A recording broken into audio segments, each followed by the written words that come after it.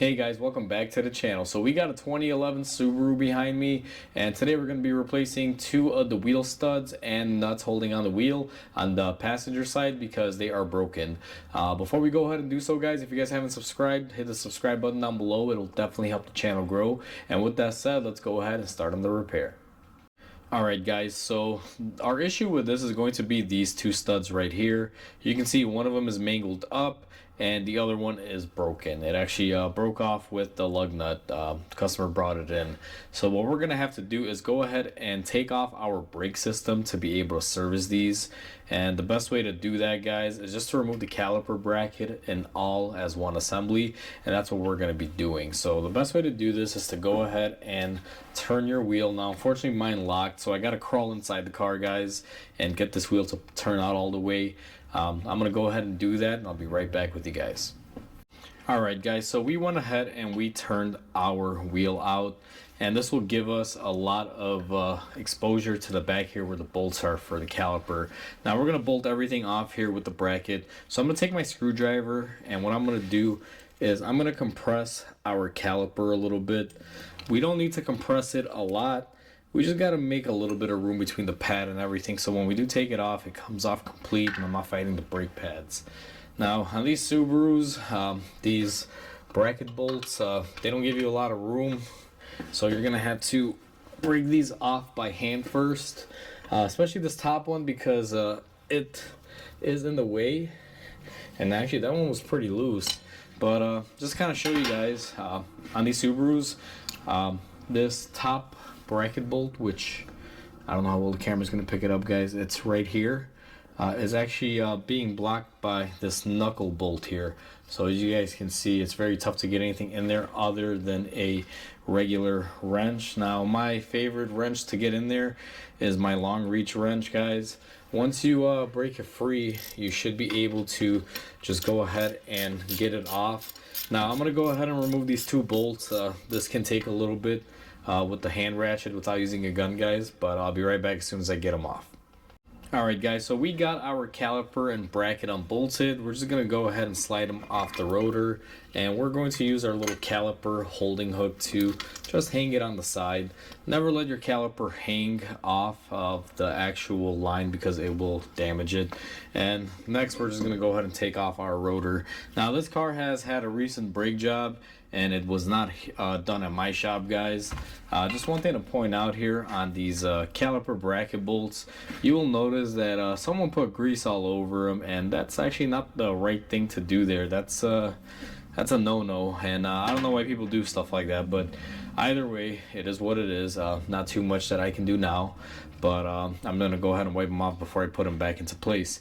Now, these are our two affected studs right here. You want to make sure that you're able to turn them, which I am able to do here pretty easily. And it's actually quite simple, guys. I'm going to grab my hammer, and we're just going to knock these out, and then we're going to be able to pull through our new ones. So we're going to take our hammer or whatever tool you want to use, but basically the goal is to push this through going backwards. Now we're going to take our hammer and just swing it, and just like that, you get a couple hits and it comes off. Now on this particular car, we're going to be running into the issue of this backing plate kind of touching it right here, but you're able to make it past it. It's actually not overly difficult. What I'm going to do next here is go ahead and position our next stud in line to be hit. Now ideally I want to be where the camera's at, but I can't, so I'm going to hit this. It's going to take a couple hits. Normally I nail them fairly quick, one or two hits, guys. Now you guys will have probably noticed that the one that's actually broken, that's shorter, came out easily without any issues of hitting that backing plate. So just, you know, pay attention to that. When it's longer or a full size, which is what we're going to be installing, it may fight you. Now I'm going to go ahead and grab my new parts, and we're going to go ahead and reassemble it. Alright guys, so we have our stud. Now this is what it typically looks like. Match it up to your old ones, and you just want to make sure that the base of it and everything is correct. And in order to install these, guys, you should have a tool like this. Now a lot of you may not have this tool, There's several other ways you can do it. You can just use a bunch of washers and stack them up. You gotta have something that'll fit through the stud, and then just use a lug nut to push it through. Now the way this works is you're gonna go ahead and feed it in just like that, guys, and our stud is nice and lined up. And we're going to take our tool here. Now this tool requires some lubrication, guys, so what I like to do is go ahead and put it on there, and I like to hit it with some oil. I just use regular PB blaster for the penetrating oil. You don't really have to get super fancy with it. And then what I like to do is go ahead and take a lug nut, and we're going to go ahead and thread it in there. Now one thing that I really don't like about this just off the bat is that this lug nut is already pretty shallow in there. That's typically not a good thing, but we don't have any longer lug nuts or anything that I can use, so we're gonna have to just commit with it. Now that we have our tool on there, we're gonna hold our hub and we're gonna go ahead and tighten this up, and it should pull it through.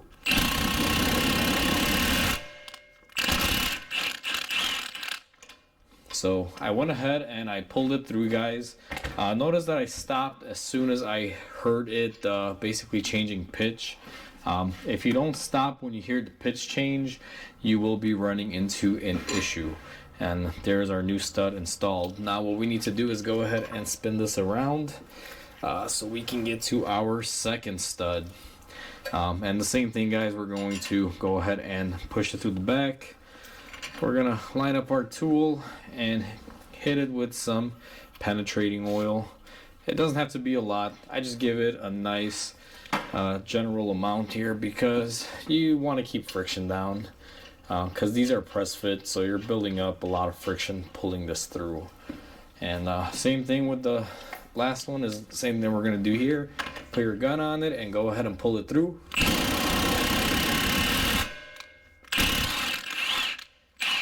And once again, we had that pitch change, so that's when you go ahead and you back it off and it's pulled through. So as you guys see right here, we got our two new studs installed there. It's kind of like a tongue twister, try to say that 5 times fast. Next step is going to be to go ahead and clean off any remainder of the fluid that you have on there. Now that our studs are installed, guys, what we're gonna do is go ahead and take some brake cleaner, clean off the area. I actually did film this, but the camera cut off, so I'm just reiterating it. And then what we're gonna do is take our rotor and put it into place. Now I'm gonna back you guys up here for a second and give you guys the best view of this. Because what we're gonna have to do next is go ahead and put our brake caliper back on. Now, one thing that I like to do in this scenario, guys, you notice that the rotor just wants to fall off. I take an old axle nut like this, and I'm going to put it on one of the lower studs here with a lug nut. And if you guys will notice that it'll hold my rotor flush on there. The reason why I want to have it flush is because my brake pads, everything are installed on the caliper with the bracket. If this rotor's moving, it's going to make it a tough time to try to get it installed. So that's why I choose to do it that way. And then we're just going to take our caliper and look at how effortless that goes back on when you take the prep work to do it right. The reason why they go on effortlessly is because we made room for the pistons, so the brake pads are separated out, they're not tight, and then our rotor is staying perfectly square on there. It's not moving around on us, so that's what's helping us out.